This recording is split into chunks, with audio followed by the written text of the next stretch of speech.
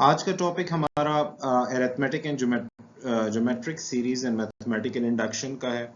आज हम nth term बनाना सीखेंगे और फिर कुछ मुख्तलिफ अरिथमेटिक सीरीज हमने देखने हैं, उनके एग्जाम्पल्स देखने हैं और फिर ज्योमेट्रिक सीरीज को हमने कवर करना है। सबसे पहले हम रिकैप कर लेते हैं कि प्रीवियस लेक्चर्स में हमने क्या क्या चीज़ें कवर की थी। हमने रिकर्सिव फंक्शंस देखे थे प्रीवियस लेक्चर में, हमने कुछ मेथड्स डिस्कस किए थे और हमने रिकर्सिव फंक्शन से रेलेवेंट दो कंपोनेंट्स पढ़े और वो दो कंपोनेंट्स, एक कंपोनेंट हमारा बेस पोर्शन था, बेस कंपोनेंट था और एक रिकर्सिव पार्ट था। बेसिकली जो भी रिकर्सिव फंक्शंस हमारे पास होते हैं तो एक हमारे पास बेस कंपोनेंट होता है जो स्टॉपिंग क्राइटेरिया होता है कि कहाँ हमने बेसिकली स्टॉप करना है, और एक हमारे पास रिकर्सिव पोर्शन या रिकर्सिव कंपोनेंट होता है कि एक फंक्शन अपने आप को बार बार कॉल कर रहा है तो उस पर्टिकुलर पोर्शन को हम रिकर्सिव कंपोनेंट कह रहे होते हैं। इससे रेलेवेंट हमने प्रीवियस लेक्चर में काफी एग्जांपल्स भी डिस्कस किए थे ना। रिकर्सिव रिलेशन हमने डिस्कस किया था जो कि फॉर्म होता है बेस कंडीशन से और recursive total number of recursive call से। डेफिनेटली कांस्टेंट से रेलेवेंट भी हमारी डिस्कशन हुई थी।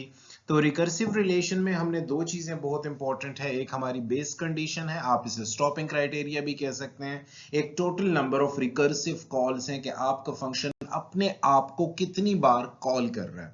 अब कुछ कांस्टेंट्स हमने इंट्रोड्यूस किए थे तीन तरह के। एक कांस्टेंट हमारे पास था बेस कंडीशन के लिए जिसे मोस्टली हम ए कह रहे थे, आप कोई भी वेरिएबल दे सकते हैं। एक कांस्टेंट हमारे पास रिकर्सिव कॉलिंग का था कि रिकर्सिवली हमने कितने number of times basically call करना है, या हमने उसे बी कहा। और एक जो कांस्टेंट हमारे पास था वो दो steps which are performed outside the recursive calls. बाज़ औक़ात कुछ स्टेटमेंट्स रिकर्सिव फंक्शन से बाहर भी एग्जीक्यूट करना पड़ती हैं तो उसके लिए हमने एक कांस्टेंट इंट्रोड्यूस किया था। हम जब भी डिजाइन एंड एनालिसिस में देखेंगे तो हम वर्स्ट केस एनालिसिस को ज्यादा तरजीह देंगे, उस पे अपना फोकस ज्यादा रखेंगे। तो रिकर्सिव रिलेशंस में भी हमने वर्स्ट केस एनालिसिस को देखा था। तो ये हमारे प्रीवियस लेक्चर में हमने कुछ डिस्कशन की थी। आज के लेक्चर में हम अपनी डिस्कशन अरिथमेटिक सीक्वेंस से स्टार्ट करते हैं। अब अरिथमेटिक सीक्वेंस आप ऑलरेडी भी पढ़ चुके हैं, आपके जहन में आ रहा होगा कि अरिथमेटिक सीक्वेंस और ज्योमेट्रिक सीरीज हमें पढ़ने की क्या जरूरत है। बहुत इंपॉर्टेंट क्वेश्चन है ये। हमने पिछले क्लासेस में पिछले लेक्चर्स की रिकॉर्डिंग्स जो की हैं और पिछले लेक्चर्स भी हमने लिए हैं, उसमें हमने eight the end of the day जब भी हम कॉम्प्लेक्सिटी फाइंड करते हैं, जब भी हम कॉम्प्लेक्सिटी फाइंड करते थे तो eight the end of the day हमारे पास एक nth टर्म आती थी। हम वर्स्ट केस फाइंड करते थे जिसके लिए हमने एसिम्प्टोटिक नोटेशन बिग ओ की यूज की थी। हम बेस्ट केस पे जाते थे जिसके लिए हमने एसिम्प्टोटिक नोटेशन ओमेगा की यूज की। तो eight the end of the day जब हमारे पास पॉलिनोमियल गिवन होता था या हमें कोड दिया जाता था तो उस कोड की कॉम्प्लेक्सिटी हम nth टर्म की फॉर्म में फाइंड करते थे। तो जब nth टर्म की फॉर्म में हम वो फाइंड करते थे तो हमें पता होना चाहिए कि अगर हमें कोई सीक्वेंस या सीरीज गिवन है तो उस सीक्वेंस या सीरीज से हमने nth टर्म को किस तरह एक्सट्रैक्ट करना है। तो इसका थोड़ा सा एनालिसिस हमने आज के लेक्चर में करना है। तो अरिथमेटिक सीक्वेंस क्या है? Arithmetic sequence is defined as a sequence, एक ऐसे सीक्वेंस को कहते हैं in which there is a common difference between consecutive terms। अभी हम काफी सारी एग्जांपल्स इसकी करेंगे। जब हमारे सामने एक सीक्वेंस हमें न्यूमेरिक डिजिट्स का दिया जाएगा तो वो सीक्वेंस अरिथमेटिक सीक्वेंस तब कहलाएगी जब उनमें consecutive टर्म्स के दरमियान डिफरेंस सेम हो, कॉमन डिफरेंस की बात हो रही है। तो ये बहुत इंपॉर्टेंट पॉइंट है। आगे चल के एग्जांपल देखते हैं कि consecutive टर्म्स कौन सी होती हैं और कॉमन डिफरेंस हमने किस तरह फाइंड करना है।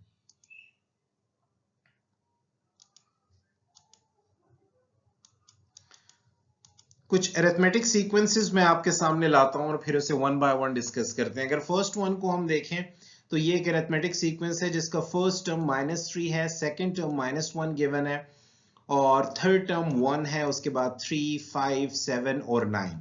आप इंडिविजुअली कंसेक्यूटिव टर्म्स क्या होती हैं, फर्स्ट टू, ये दो टर्म्स जो ये के बाद दीगरे लिखे गई हैं, अगर आप इसका डिफरेंस फाइंड करें तो -1 -3 यानी -1 + 3 हमारे पास 2 आएगा, फिर 1 + 1 हो जाएगा तो ये भी 2 है, 3 - 1 हमारे पास 2 आएगा, 5 - 3 हमारे पास 2 आएगा, 7 - 5 हमारे पास 2 आएगा, 9 - 7 हमारे पास 2 आएगा।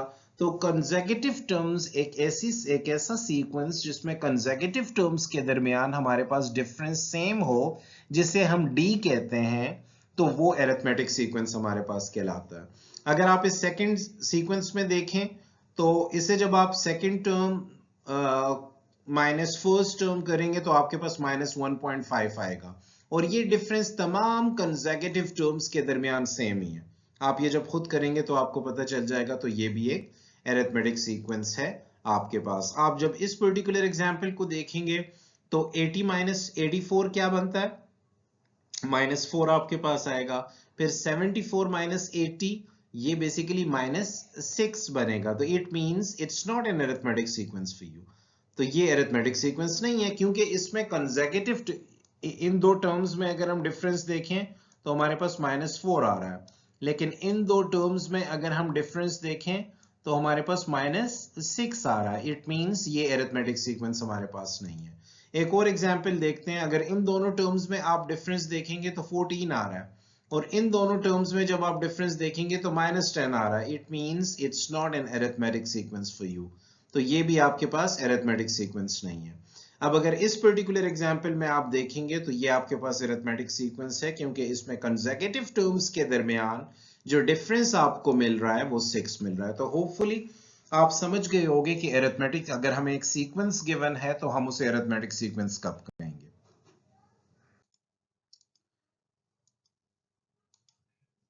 अब जब हम अरिथमेटिक सीक्वेंस डिस्कस करते हैं तो हमारे पास अरिथमेटिक सीक्वेंस की कुछ टर्म्स का फॉर्मूला भी आप देखें। Eight the end of the day हमारा टारगेट ये होगा कि हम एक जेनेरिक फॉर्मूला बेसिकली एक्सट्रैक्ट करें।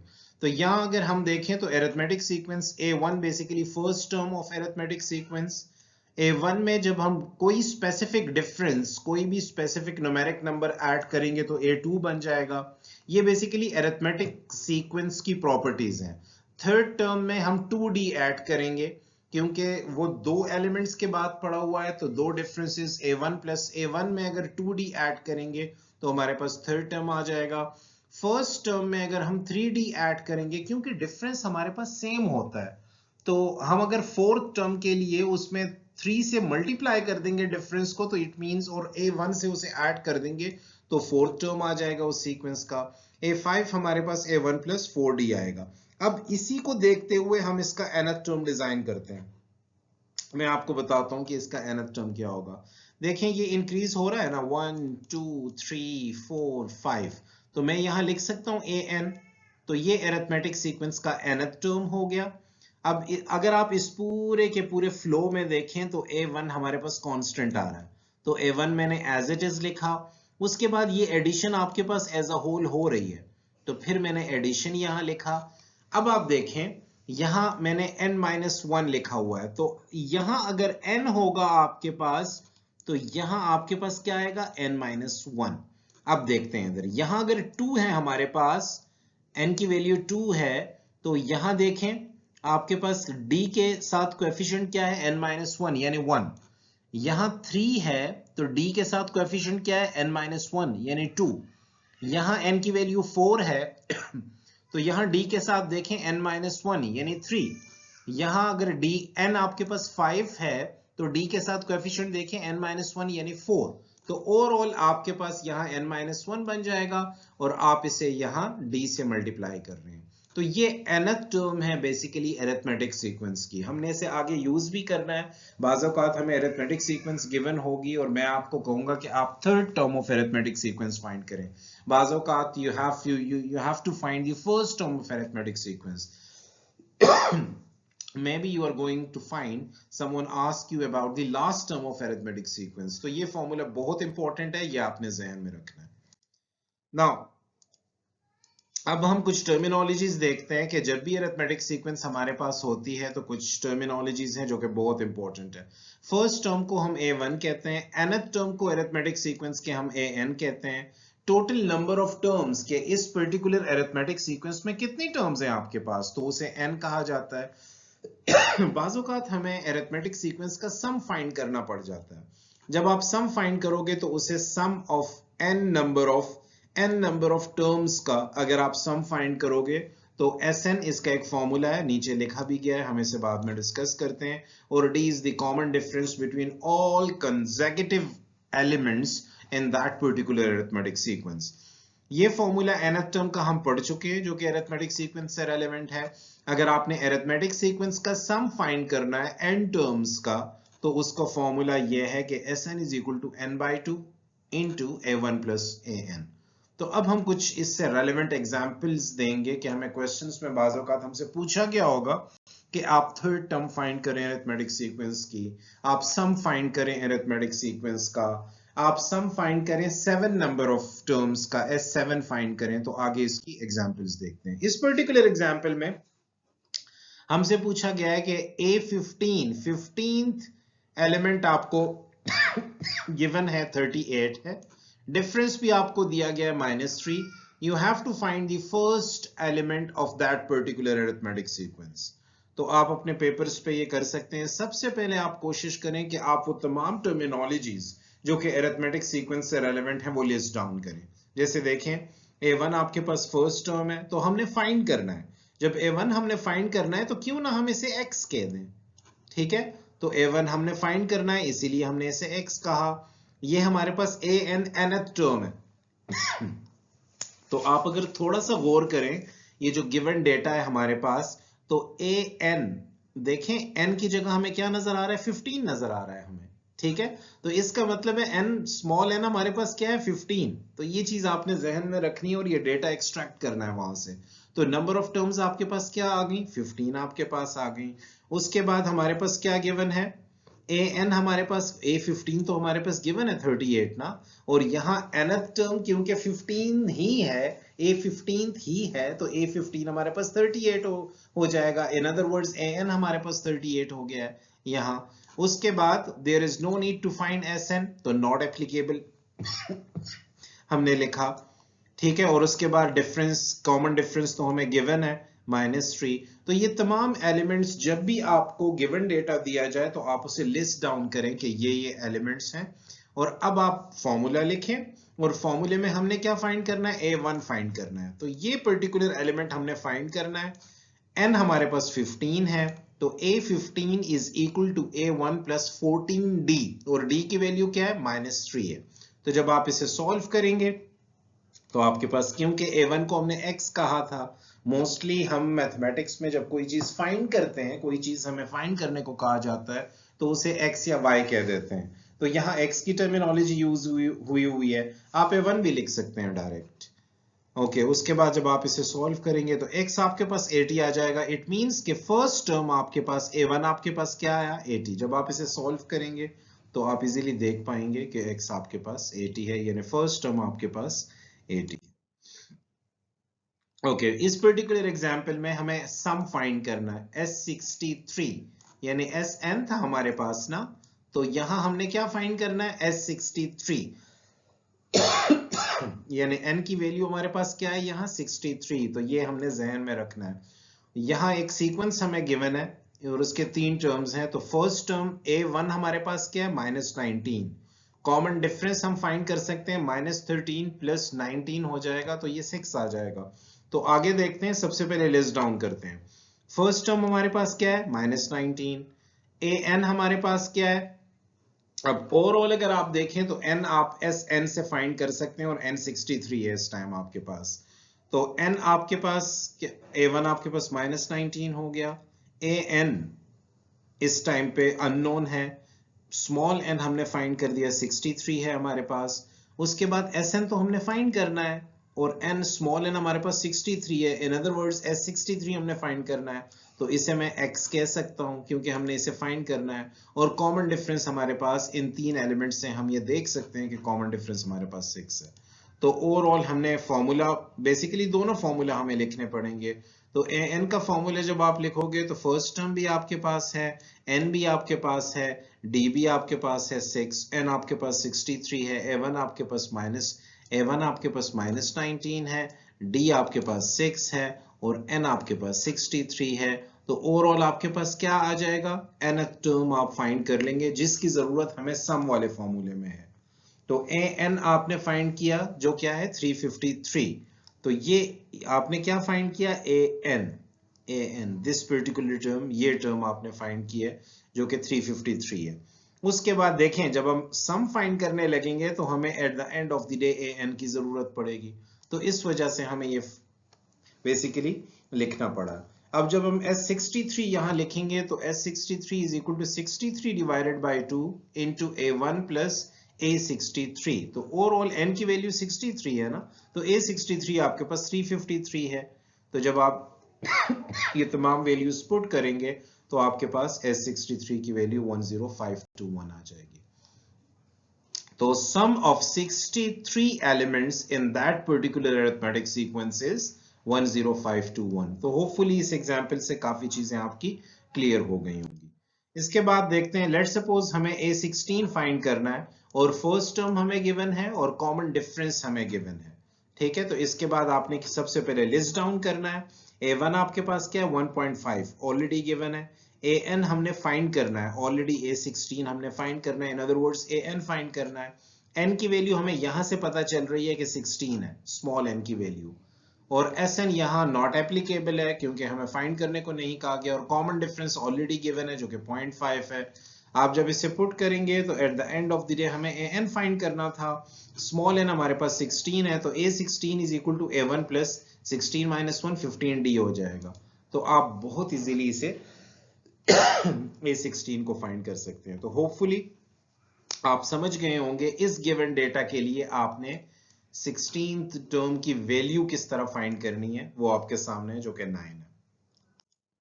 अब एक और एग्जांपल है जिसमें हमने स्मॉल n फाइंड करना है, total number of terms find करने हैं, जबकि an हमें गिवन है 633 है, फर्स्ट टर्म हमें अरिथमेटिक सीक्वेंस का गिवन है 9 है, और कॉमन डिफरेंस हमें गिवन है जो कि 24 है। सबसे पहले आपने लिस्ट डाउन करना है तमाम कंपोनेंट्स को। फर्स्ट टर्म आपको गिवन है, an आपको गिवन है 633। Now you have to find the total number of terms in that particular arithmetic sequence. तो n को हमने x कहा, Sn हमारे पास नॉट एप्लीकेबल है क्योंकि there is no need to find sum of n terms in this particular question, और d हमारे पास common difference है जो कि गिवन है। तो ओवरऑल हमारे पास an is equal to a1 plus n minus 1 into 2d formula है, इसमें तमाम वैल्यूज हम पुट करेंगे। क्योंकि n हमें फाइंड करना था तो यहाँ n की जगह मैंने x पुट किया है, ठीक है। और ओवरऑल जब आप इसे सॉल्व करेंगे तो आपके पास n की वैल्यू क्या आ जाएगी, 27। It means total number of elements, total number of terms in that particular arithmetic sequence is 27. Okay, यहाँ हमें अब एक और एग्जाम्पल है जिसमें कॉमन डिफरेंस फाइंड करना है। ओके, फर्स्ट टर्म हमें गिवन है -6 है और 29th टर्म हमें गिवन है जो कि 20 है। तो सबसे पहले हमने लिस्ट डाउन करना है तमाम के तमाम कंपोनेंट्स को। तो फर्स्ट टर्म -6 है आपके पास, nth टर्म आपके पास, देखें लास्ट टर्म आपके पास क्या है, 20, और स्मॉल n आपके पास कहां से आएगा, बेसिकली 29 से, ठीक है ना, ये जो 29 गिवन है। तो स्मॉल n आपके पास क्या हो गया, 29 हो गया। s ऑफ n की हमें जरूरत नहीं है तो मैंने उसे नॉट एप्लीकेबल लिखा, और d हमने फाइंड करना है तो उसे मैंने अल्टीमेटली क्या लिखा, x लिखा। वही formula an is equal to a1 plus n minus 1 into d, हम तमाम वैल्यूज इसमें पुट करेंगे। an की जगह मैंने क्या पुट किया, 20 पुट करना है मैंने, A1 की जगह मैंने -6 पुट करना है, n की जगह मैंने 29 क्योंकि ऑलरेडी मुझे गिवन है यहाँ 29 पुट करना है, और d मैंने फाइंड करना है तो वहां मैंने x पुट किया। जब हम इसे सॉल्व करेंगे तो eight the end of the day हमारे पास 26 डिवाइडेड बाय 28 आ जाएगा, और जो कि 13 डिवाइडेड बाय 14 आ जाएगा हमारे पास। तो होपफुली इन एग्जाम्पल से आप समझ गए होंगे कि आपने कॉमन डिफरेंस कैसे फाइंड करना है, फर्स्ट टर्म कैसे फाइंड करनी है, दरमियान में अगर कोई टर्म आपको दे दी जाए तो आपने उसे किस तरह फाइंड करना है। नाउ थोड़े से ट्रिकी क्वेश्चन की तरफ जाते हैं कि let's suppose find two arithmetic means between -4 and 5। तो -4 एंड 5 के दरमियान दो अरिथमेटिक मीन्स हमने फाइंड करने हैं। It means total number of terms हमारे पास कितने हो गए, n हमारे पास 4 हो गए, क्योंकि दो ऑलरेडी गिवन है और इनके दरमियान दो फाइंड करने हैं, तो n हमारे पास 4 हो गया। तो हम लिस्ट डाउन करते हैं सबसे पहले। तो a1 हमारे पास क्या हो गया, -4 ऑलरेडी गिवन है। an हमारे पास क्या हो गया, 5 हो गया।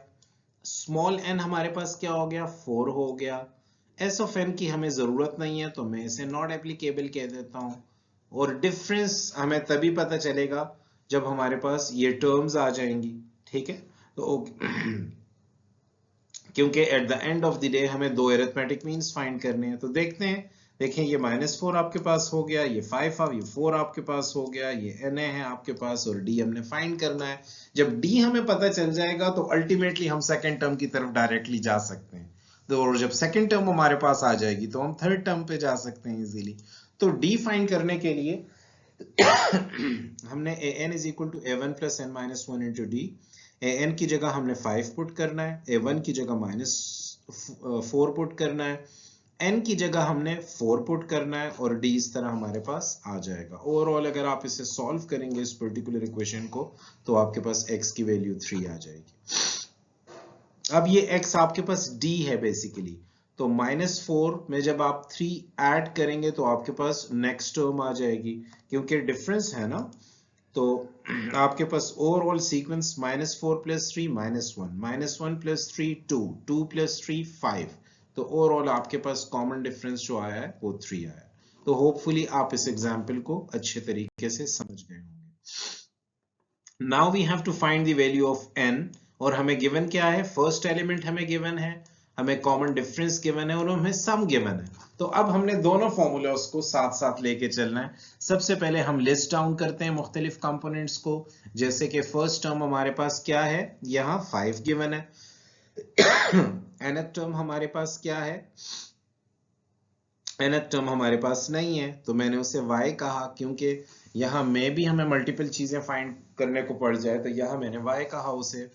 n हमारे पास क्या है, n भी हमारे पास नहीं है तो उसे मैंने x कहा।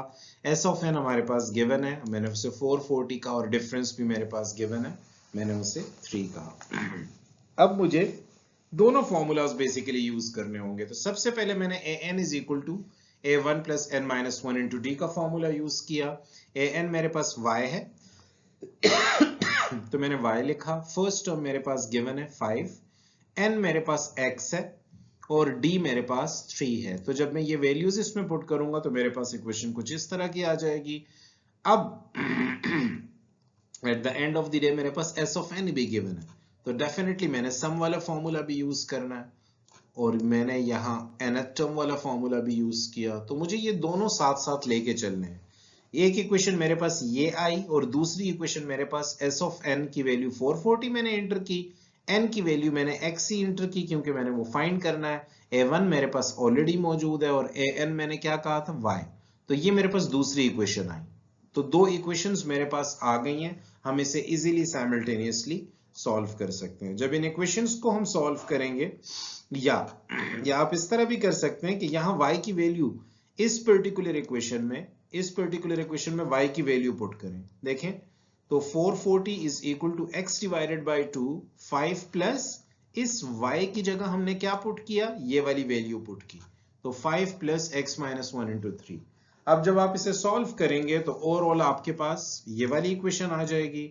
आप इस इक्वेशन को फर्दर सॉल्व करेंगे तो आपके पास एक क्वाड्रेटिक इक्वेशन आ गई है, 3x² plus 7x minus 880 is equal to 0।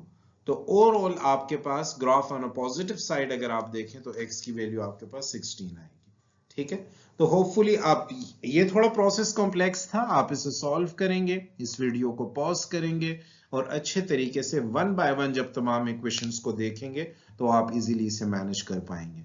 In case अगर आपका कोई क्वेश्चन हो तो आप कमेंट्स कर सकते हैं।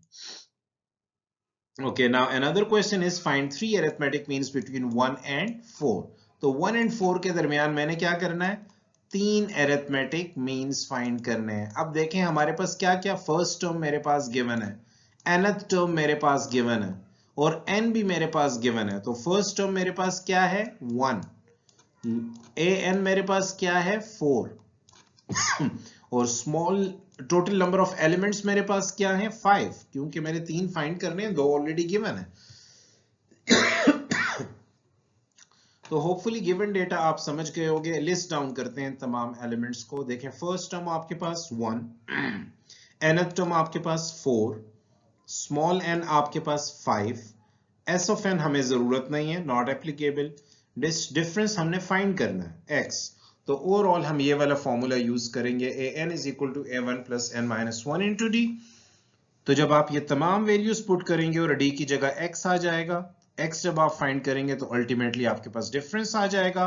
आप 1 में ऐड करेंगे 3/4 तो 7/4 आ जाएगा। 7/4 में 3/4 ऐड करेंगे 10/4, 10/4 में 3/4 ऐड करेंगे 13/4। तो आपके पास ये अरिथमेटिक सीक्वेंस बन जाएगी जो eight the end of the day हमने यूज करनी है। तो होपफुली आप इस गिवन डेटा से हमने कैसे फाइंड किया ये तमाम के तमाम चीजें आप समझ गए हो। नाउ अब हम ज्योमेट्रिक सीरीज से रेलेवेंट कुछ एग्जांपल करते हैं। याद रखें अरिथमेटिक सीक्वेंस जब हमें गिवन होता है तो उसके कुछ रूल्स हैं कि उसके कंसेक्यूटिव टर्म्स में हमारे पास कॉमन डिफरेंस होता है।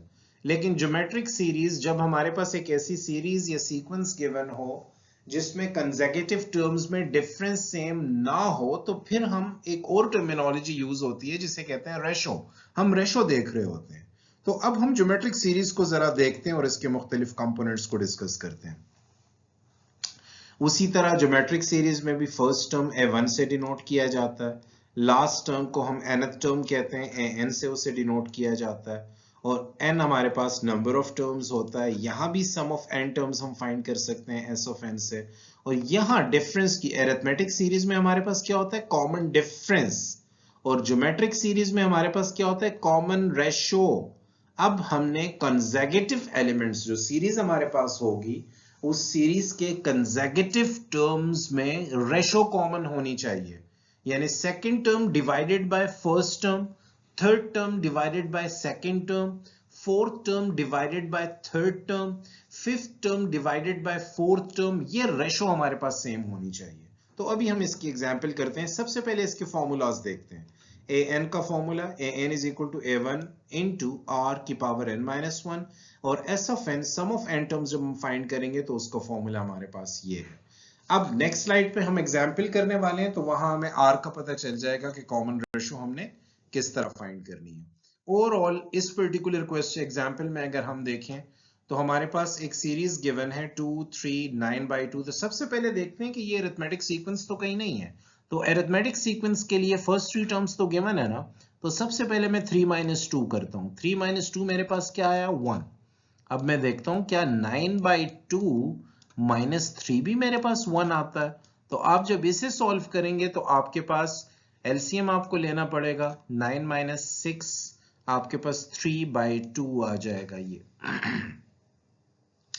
जब आपके पास 3/2 आएगा तो definitely 3/2 is not equal to 1। इसका मतलब है कि ये हमारे पास अरिथमेटिक सीक्वेंस नहीं है, हम डिफरेंस नहीं देख सकते। अब मैं रेशो देखता हूं, आर देखता हूं। तो आर मैंने किस तरह फाइंड करना है, second term divided by first term, ये मैंने फाइंड किया। अब मैं third term divided by R1, ये मैंने फाइंड किया। अब मैं R2 फाइंड करता हूं। R2 जब फाइंड करूंगा तो 9/2 डिवाइडेड बाय 3 हो जाएगा, ठीक है ना। अल्टीमेटली उसने ऊपर आना है, ठीक है ना। तो ये हमारे पास 3 इधर आ जाएगा तो 9 डिवाइडेड बाय 6 हो जाएगा। 9 डिवाइडेड बाय 6 जब होगा तो हमारे पास 3 3 दा 9 और 3 2 दा 6। इट मींस रेशो हमारे पास तमाम कंसेक्यूटिव टर्म्स में सेम आ रही है, तो ये ज्योमेट्रिक सीरीज है। तो होपफुली आपको ये समझ आ गई होगी कि ये क्यों ज्योमेट्रिक सीरीज है। मैंने इसी सीक्वेंस को पहले कॉमन डिफरेंसेस का देखा तो कॉमन डिफरेंसेस से मुझे पता चला कि कंसेक्यूटिव एलिमेंट्स में डिफरेंस सेम नहीं है, कॉमन डिफरेंस नहीं है। इट मींस जब कॉमन डिफरेंस नहीं है हमारे पास तो ये अरिथमेटिक सीक्वेंस नहीं है। फिर मैंने ज्योमेट्रिक सीरीज के लिए इन पर्टिकुलर एलिमेंट्स को देखा तो मैंने देखा कि रेशो कॉमन है तमाम कंसेक्यूटिव एलिमेंट्स में, तो ये ज्योमेट्रिक सीरीज है। अब आगे थोड़ा सा विद एग्जांपल इसे डिस्कस करते हैं। तो ये हमारे पास 3 - 2 सबसे पहले हमने देखा तो ये अरिथमेटिक सीरीज हमारे पास नहीं है, ठीक है। और फिर हमने देखा कि ये ज्योमेट्रिक सीरीज है तो बिल्कुल 3/2 है। हमने तमाम ऑलरेडी मैं करवा चुका हूं ये, तो थोड़ा सा आपको मैं भी नजर ना आए इसकी एग्जांपल आपके लिए देखें। अब जब ये है तो 2 3 9/2 अब हमें कॉमन रेशो तो पता चल गई है 3/2 है ना। जब कॉमन रेशो हमें पता चल गई है तो 9/2 के साथ जब हम 3/2 को मल्टीप्लाई करेंगे तो नेक्स्ट एलिमेंट आ जाएगा। फिर 9/2 मल्टीप्लाई बाय 3/2 के साथ जब फिर 3/2 को मल्टीप्लाई करेंगे तो उससे नेक्स्ट टर्म आ जाएगी। जब इस तमाम के साथ हम फिर 3/2 को मल्टीप्लाई करेंगे तो नेक्स्ट टर्म आ जाएगी। तो इसकी काफी सारी एग्जांपल्स आगे आने वाली हैं। आगे आपको अच्छे तरीके से क्लियर हो जाएगा कि ये पैटर्न किस तरह हम एक्सट्रैक्ट करते हैं। तो इस पर्टिकुलर एग्जांपल के लिए जो नेक्स्ट 3 टर्म्स हैं इस ज्योमेट्रिक सीरीज की, वो हमारे पास 27/4, 81/8 एंड 243/16। नाउ अब हमारे पास एक स्पेसिफिक एग्जांपल है, एक ज्योमेट्रिक सीरीज है जिसकी फर्स्ट टर्म हमारे पास 1/2 है, कॉमन रेशो हमारे पास 2/3 है, और हमने we have to find the value of ninth term, हमने नाइन्थ टर्म फाइंड करना है। ठीक है, तो फॉर्मूला सबसे पहले लिस्ट डाउन करते हैं तमाम एलिमेंट्स को। a1 हमारे पास 1/2 है, an हमने फाइंड करना है, इसीलिए मैंने उसे x कहा। स्मॉल n मेरे पास 9 है, मैं यहां से उसे एक्सट्रैक्ट कर सकता हूं, तो स्मॉल n मैंने 9 लिखा। sn मेरे पास एप्लीकेबल नहीं है, there is no need to find sn। और स्मॉल रेशो मुझे गिवन है 2/3, वो मैंने लिखी। तो अब जब मैं फॉर्मूला लिखूंगा तो nth टर्म का फॉर्मूला ज्योमेट्रिक सीरीज के लिए ये वाला है, ये आपने याद रखना है। आप तमाम एलिमेंट्स जब एंटर करेंगे तो eight the end of the day आप x फाइंड कर लेंगे जो कि nth टर्म है, और वो ये वाली वैल्यू है। सेकेंड एग्जाम्पल में find two geometric means between -2 and 24। It means कि हमारे पास फर्स्ट a1 हमारे पास गिवन है और an हमारे पास गिवन है और n भी हमारे पास गिवन है। लिस्ट डाउन करते हैं सबसे पहले।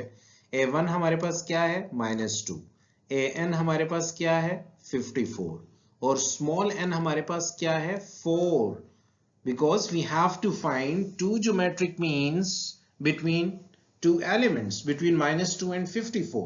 तो -2 54 ऑलरेडी मौजूद है और इसके दरमियान जब दो एलिमेंट्स और आ जाएंगे तो टोटल नंबर ऑफ टर्म्स हमारे पास ज्योमेट्रिक सीरीज में कितनी बच जाएंगी, 4, इसीलिए मैंने n को 4 लिखा।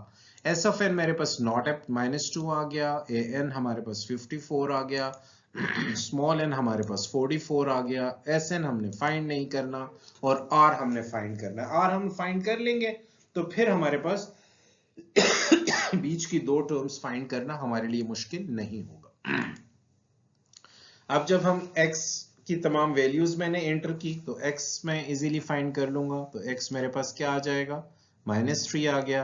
जब -3 आ गया तो मैं क्या करूंगा, -2 के साथ -3 को मल्टीप्लाई करूंगा तो 6 आ जाएगा, 6 के साथ -3 को मल्टीप्लाई करूंगा -18 आ जाएगा, -18 के साथ -3 को मल्टीप्लाई करूंगा तो 54 आ जाएगा, और ये मेरे पास at the end of the day एक ज्योमेट्रिक सीरीज आ जाएगी। एक और एग्जांपल हमारे सामने है, हमें क्या फाइंड करना है, a2 a4। a2 a4 find करने के लिए हमारे पास a2 भी होना चाहिए, सेकेंड टर्म भी इस ज्योमेट्रिक सीरीज की, और फोर्थ टर्म भी। ज्योमेट्रिक सीरीज इसलिए कह रहा हूं क्योंकि मुझे कॉमन रेशो गिवन है, स्मॉल r गिवन है, और फर्स्ट टर्म भी गिवन है -3। तो हम सिंपल हमें ये चाहिए, हमें बेसिकली a2 भी फाइंड करना है, हमें a4 भी फाइंड करना है, a1 हमें गिवन है, और अल्टीमेटली फिर हमारे पास a3 भी आ जाएगा। आप इसे सिंस r हमारे पास 2/3 है और फर्स्ट टर्म मुझे गिवन है, तो -3 के साथ जब 2/3 को मैं मल्टीप्लाई करूंगा तो सेकंड टर्म आ जाएगी, सेकंड टर्म के साथ 2/3 को मल्टीप्लाई करूंगा तो थर्ड टर्म आ जाएगी हमारे पास। तो मेरे पास कुछ इस तरह की सीरीज बनेगी, ये -3 -2 -4/3 और -8/3। अब जब ये टर्म्स मेरे पास आ गई तो a1 a2 a3 a4, यानी a2 भी है आपके पास और a4 भी है आपके पास, तो आप a2 a4 इजीली फाइंड कर सकते हैं। होपफुली आप अंडरस्टैंड कर गए होंगे इस पर्टिकुलर एग्जाम्पल को। नेक्स्ट एग्जाम्पल में हमें नाइन्थ टर्म फाइंड करनी है इस ज्योमेट्रिक सीरीज की, और ज्योमेट्रिक सीरीज हमारे पास गिवन है, a1 हमारे पास गिवन है और r भी हम इजीली फाइंड कर सकते हैं। सबसे पहले लिस्ट डाउन करते हैं, a1 हमारे पास क्या है, √2, an हमारे पास क्या है, नहीं गिवन मुझे, ठीक है, नंबर ऑफ टर्म्स भी मुझे नहीं गिवन। an हमारे पास, सॉरी an मेरे पास, देखें an तो मैंने फाइंड करना है ना, तो यहां से मैं स्मॉल n को 9 के a9 मैंने फाइंड करना है, तो ओवरऑल स्मॉल n मेरे पास क्या हो गया, बेसिकली ये थोड़ा मिसप्रिंट हुआ, देखें अल्टीमेटली मैंने an फाइंड करना है और स्मॉल n मेरे पास क्या हो गया, 9 हो गया, क्योंकि ऑलरेडी इस n से मुझे पता चल रहा है, ठीक है। तो सम ऑफ n मेरे पास एप्लीकेबल नहीं है, और r मेरे पास मैं फाइंड कर सकता हूँ 2 divided by second term divided by first term. तो r जब मैं फाइंड करूंगा तो 2 डिवाइडेड बाय √2 हो जाएगा। Eight the end of the day जब आप सॉल्व करोगे इसे तो आपके पास √2 आ जाएगा। r आपके पास आ गया। जब आपके पास r आ गया तो आप इस फॉर्मूले को यूज करके बाकी कैलकुलेशंस कर सकते हैं। an is equal to a1 r n minus 1 an आपके पास क्या है, आप इजीली सॉल्व कर सकते हैं। x इज इक्वल टू, क्योंकि a9 आपने फाइंड करना है ना, तो x is equal to √2, r आपके पास क्या है √2, और स्मॉल n आपके पास क्या है 9। मैंने आपको ऑलरेडी बताया कि यहाँ आपने 9 लिखना है, तो स्मॉल n की जगह हमने क्या लिखा, 9 लिखा, 9 माइनस 1, और आप इसे सॉल्व करेंगे तो आपके पास at the end of the day ये टर्मिनल 16 √2 की टर्मिनोलॉजी आ जाएगी। मैथमेटिकली थोड़ा सा सॉल्व करना है इसे। आप इजीली √2 को, आप इस 2 को √2 इंटू √2 लिख सकते हैं, फिर वो √2 इस √2 से कैंसिल हो जाएगा, तो अल्टीमेटली आपके पास ऊपर एक √2 बच जाएगा। तो थोड़ा सा इस वीडियो को पॉज करें, मैथमेटिकली पेज पे इसे सॉल्व करें, तो आप अंडरस्टैंड कर पाएंगे कि r की वैल्यू क्यों √2 आई है। इन केस अगर आपको समझ नहीं आती तो आप कमेंट्स कर सकते हैं। ओके, अब now we have fifth term. इस पर्टिकुलर एग्जांपल में फिफ्थ टर्म हमें गिवन है, कॉमन रेशो हमें गिवन है इस ज्योमेट्रिक सीरीज की, and we have to find the value of a2। It means small n भी हमें गिवन है, ठीक है ना। तो we have to find the value of a2, ये आपने जहन में रखना है। सबसे पहले लिस्ट डाउन करते हैं। देखें आपके पास अब ये सारी, देखें फिफ्थ टर्म a2 तो मैंने फाइंड करना है, लेकिन फिफ्थ टर्म भी मुझे गिवन है। जब फिफ्थ टर्म गिवन है और a2 मैंने फाइंड करना है तो मैं इसे लास्ट टर्म ही कंसिडर करूंगा, और रेशो भी मेरे पास है। तो मैं इन तमाम कंपोनेंट्स को लिस्ट डाउन करता हूं। a1 मेरे पास नहीं है, ठीक है, तो I have to find the value of a1। an मेरे पास गिवन है 32 √2। स्मॉल n मेरे पास 5 है, ऑलरेडी an, तो ये स्मॉल n मेरे पास मौजूद है, 5 मैंने लिखा। मुझे सम की जरूरत ही नहीं है, और कॉमन रेशो मेरे पास गिवन है। जब ये तमाम एलिमेंट्स मेरे पास गिवन है तो मैं इस फॉर्मूले को यूज करूंगा। तमाम वैल्यूज जब इंटर करूंगा तो मैंने a1 फाइंड करना है। जब a1 फाइंड करूंगा तो a1 की जगह मैंने x इंटर किया, और बाकी जब मैं इन तमाम कंपोनेंट्स को सॉल्व करूंगा तो eight the end of the day x की वैल्यू मेरे पास 8 √2 आ जाएगी। थोड़ा सा मैथमेटिकली आपको सॉल्व करना पड़ेगा, और ये बच्चों की कैलकुलेशंस है सारी, आप इजीली सॉल्व कर सकते हैं। Now, another example is about geometric mean. के insert one geometric mean between 1/4 and 4. Now, 1/4 and 4 के दरमियान एक geometric mean insert करना है। तो सबसे पहले list down करते हैं। फर्स्ट टर्म आपके पास गिवन है, an आपके पास गिवन है, और स्मॉल n आपके पास क्या, फर्स्ट टर्म आपके पास क्या है 1/4, ठीक है, और an आपके पास क्या है 4, स्मॉल n आपके पास क्या है 3, ये आपके पास नॉट एप्लीकेबल हो जाएगा, और r हमने फाइंड करना है। जब r हम फाइंड कर लेंगे तो इजीली हम मिड टर्म इजीली फाइंड कर सकते हैं। नाउ a1 मेरे पास 1/4 हो गया, an मेरे पास 4 हो गया, स्मॉल n मेरे पास 3 हो गया, ऑलरेडी मुझे पता चल रहा है। there is no need to find the sum of n terms in this particular question, और कॉमन रेशो मैंने फाइंड करनी है तो उसे मैंने x कहा। मैं फॉर्मूला यूज करूंगा ज्योमेट्रिक सीरीज का, और उसके बाद ये वैल्यूज इसमें पुट करूंगा, और eight the end of the day क्योंकि r स्क्वायर है तो मेरे पास दो पर्टिकुलर ऑप्शंस आएंगी, एक r की वैल्यू प्लस के साथ आएगी, एक r की वैल्यू माइनस के साथ आएगी। तो मैं प्लस वाले को भी लेके चलूंगा साथ, प्लस की सीरीज डिफरेंट आएगी। जब मैं +4 को लेके चलूंगा तो मेरे पास 1/4, 1 और 4 एक सीरीज आएगी, और जब मैं -4 को लेके चलूंगा तो मेरे पास 1/4, -1 और 4 की ज्योमेट्रिक सीरीज आएगी। तो दो सीरीज आपने एक्सट्रैक्ट की। बाज़ औक़ात आपसे क्वेश्चन में कहा जाएगा कि सिर्फ पॉजिटिव वैल्यूज को लें r की, तो फिर आपने r की पॉजिटिव वैल्यूज को लेके ज्योमेट्रिक सीरीज कंस्ट्रक्ट करना है। अगर आपको इंस्ट्रक्ट नहीं किया गया तो फिर आप दोनों की ज्योमेट्रिक सीरीज कंस्ट्रक्ट करके रिजल्ट डिस्प्ले करें। Now we have to find the sum of 7 terms of geometric series. हमें ज्योमेट्रिक सीरीज के 7 टर्म्स का सम फाइंड करना है, जबकि कुछ टर्म्स हमें गिवन है। फर्स्ट टर्म मुझे गिवन है, 3 टर्म्स गिवन है, तो मैं आर भी फाइंड कर सकता हूं। मैं लिस्ट डाउन करता हूं कंपोनेंट्स को। मुझे फर्स्ट टर्म गिवन है जो कि 1/2 है। मुझे nth टर्म नहीं गिवन, ठीक है, और यहाँ एप्लीकेबल भी नहीं है क्योंकि मैंने सिर्फ सम फाइंड करना है। और मुझे n भी, अगर आप n देखें तो मेरे पास 7 है, Sn होता है ना फॉर्मूले में, तो यहाँ स्मॉल n मेरे पास 7 है। Sn मैंने फाइंड करना है, ठीक है, फाइंड Sn, तो Sn को मैंने x कहा और कॉमन रेशो मेरे पास मौजूद है। 1/4 डिवाइडेड बाय 1/2 करूंगा या 1/8 डिवाइडेड बाय 1/4 करूंगा तो मेरे पास 1/2 ही आएगा, कॉमन रेशो होगी। उसके बाद मैंने सम का फॉर्मूला यूज करना है ज्योमेट्रिक सीरीज के लिए। जेनेरिक फॉर्मूला है, स्टैंडर्ड है, मैं तमाम वैल्यूज इंटर करूंगा। तो मैं, क्योंकि s ऑफ n ही मैंने फाइंड करना है और n की जगह मैंने 7 पुट करना है, तो r मैं ऑलरेडी फाइंड कर चुका हूं 1/2। ये तमाम वैल्यूज जब मैं पुट करूंगा तो इजीली मैं x की वैल्यू फाइंड कर लूंगा और यही x की वैल्यू मेरे पास ओवरऑल रिजल्ट होगा। नाउ ये कुछ सीरीज हमने देखे। ये एक अरिथमेटिक सीरीज है मेरे पास। अगर आप इसका 4-1, 7-4, 10-7, तो कॉमन डिफरेंस तो है मेरे पास, लेकिन ये इनफाइनाइट है। तो जब इनफाइनाइट सीरीज मेरे पास होगी तो मैं उसका सम कैलकुलेट नहीं कर सकता, ये आपने जहन में रखना है। ये मेरे पास एक सीरीज है और इसे देखते हैं कि ये फाइनाइट अरिथमेटिक सीरीज है। इसका कॉमन डिफरेंस देखें, सेम आ रहा है, ठीक है। तो ये फाइनाइट अरिथमेटिक सीरीज है और मैं जब इसका सम फाइंड करूंगा तो मुझे ये फॉर्मूला यूज करना है। इस पर्टिकुलर स्लाइड पे मैंने लिस्ट डाउन किए हैं कि किस सीरीज या सीक्वेंस का आप फॉर्मूला फाइंड का सम फाइंड कर सकते हैं, किसका नहीं कर सकते। ये एक फाइनाइट ज्योमेट्रिक सीरीज है मेरे पास, क्योंकि इसमें रेशो सेम है और आपने जब इसका सम फाइंड करना है तो ये फॉर्मूला है आपके पास।